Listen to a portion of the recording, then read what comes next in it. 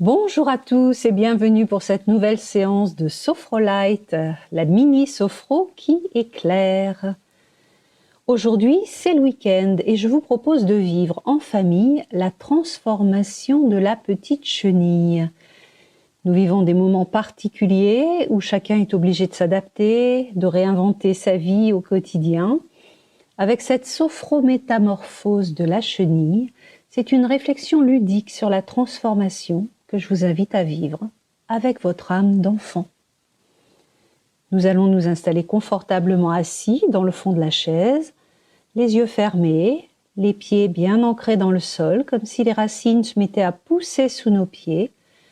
Nous laissons notre mental s'apaiser. Douce tension de notre corps. Expiration, relâche. La tête est détendue. Le cou, la nuque, les épaules, les bras, les mains relâchés. Notre thorax qui se détend. Notre abdomen qui se relaxe. Toute la colonne vertébrale de la tête jusqu'au coccyx, détendue, relâchée. Et puis le bassin, les jambes, jusqu'au bout des pieds.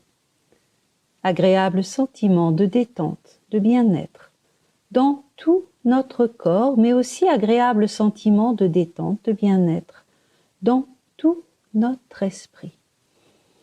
Et avec cet agréable sentiment de détente, de bien-être, je vais maintenant vous raconter l'histoire de la petite chenille. Nous sommes au printemps, mais elle ne sait pas encore qu'elle est une chenille. Elle est dans un œuf, elle est très à l'étroit et se sent très attirée par ce qui se passe dehors. Il y a un petit trou dans la coquille, elle voit de jolies choses et comme elle a très envie de sortir, elle se tortille dans tous les sens, tant et si bien que le trou finit par s'agrandir et ouf, elle est enfin dehors. Elle quitte définitivement et sans regret sa maison œuf. C'est rigolo d'être une petite larve, libre de gigoter, libre de s'émerveiller du nouveau monde qu'elle découvre autour d'elle. Elle joue à s'enrouler, à se dérouler, à s'étirer. Oh, elle bâille. Oh, et puis elle roule sur le dos, elle roule sur le ventre. Elle expérimente tout un tas de sensations, les odeurs, les bruits, ses petites pattes sur le sol, tout ce qui se passe autour d'elle. Mais de bouger comme ça, c'est très fatigant. Et puis à la fin, alors c'est maintenant l'été, et elle se décide de partir chercher à manger, en rampant et en continuant de découvrir le monde qui l'entoure, plein de surprises. Elle déguste toutes les sortes de feuilles qui se présentent. Elle grimpe, elle descend, elle s'enroule pour attraper les feuilles dans toutes les directions. Elle essaie d'attraper chaque chose délicieuse. Elle mange tellement qu'elle ne s'aperçoit pas qu'elle grossit et que son ventre devient lourd à transporter. Et bientôt la fatigue s'installe. Elle a envie de dormir. Encore quelques feuilles, se dit-elle en bâillant. Oh! À présent qu'elle est bien repue, elle se rend compte que les feuilles changent de couleur, mais que le vent aussi se lève. C'est l'automne, et la petite chenille ne retrouve plus sa maison œuf. Alors elle commence à s'enrouler tout en créant une maison toile dans laquelle elle peut se protéger, s'endormir. Mais sans s'en apercevoir, la petite chenille devient une chrysalide.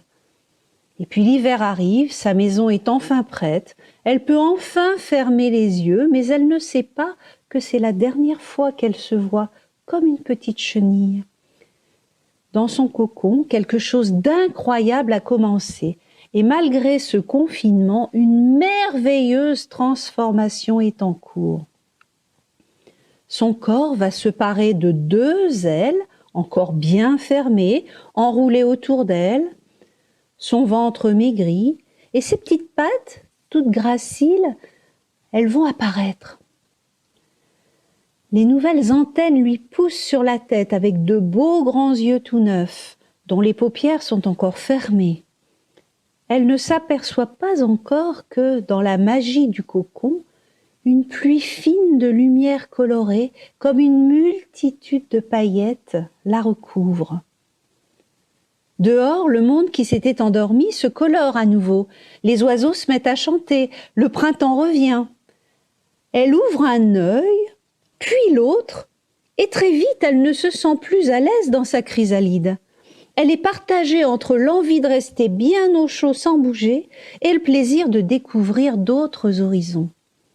Elle a peur de se blesser ou de s'abîmer, mais elle ose quand même passer une antenne dans un endroit plus fin de sa chrysalide.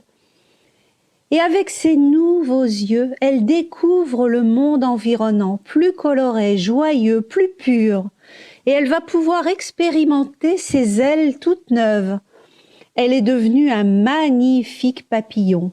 Elle fait sécher ses ailes au soleil en les déployant, montrant au monde de superbes et éclatantes couleurs avant de s'envoler vers de nouvelles aventures, vers l'inconnu.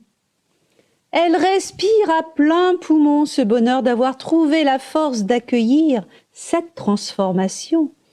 Et comme elle, nous allons prendre 3 grandes respirations. La première, pour renforcer la confiance en nous-mêmes, en notre potentiel à nous réinventer. La deuxième, pour l'harmonie entre notre corps et notre esprit. Et la troisième, pour l'espérance dans un futur qui verra se réaliser toutes nos envies profondes. Prenez bien soin de vous, prenez soin de vos proches, et puis à très bientôt pour une nouvelle séance de Sophrolite. Au revoir!